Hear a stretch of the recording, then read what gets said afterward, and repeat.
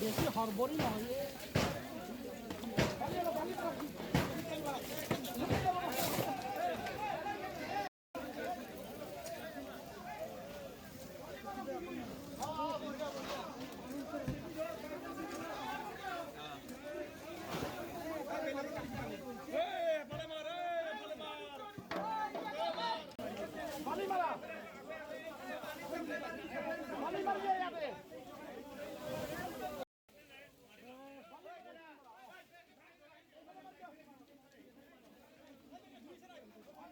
চকৰ বাকৰি আজি বৃহৎ প্ৰকাণ্ডৰ জুই।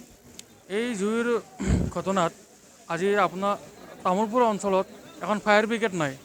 তামোলপুৰ অঞ্চল আজি বৰ্তমান তামোলপুৰ মহকুমা বৰ্তমান জিলালৈ পৰিণত হ'ল। তথাপিতো আজি তামোলপুৰ মহকুমাত তামোলপুৰ জিলাত এখন ফায়াৰ ব্ৰিগেড নাই। ফায়াৰ ব্ৰিগেডখন ৰঙিয়াৰ পৰা মতা হৈছে, কিন্তু সেই ফায়াৰ ব্ৰিগেডখন আহোঁতে 1 ঘণ্টাৰো বেছি সময় লাগিছে। তামোলপুৰ খগ্ৰাছ চকৰ বাকৰিত এই কেৰাচিন তেল ডিপোৰ ওচৰত লাগিছে। দিলীপ বৰ্মনৰ ঘৰত লাগিছে। জুইটো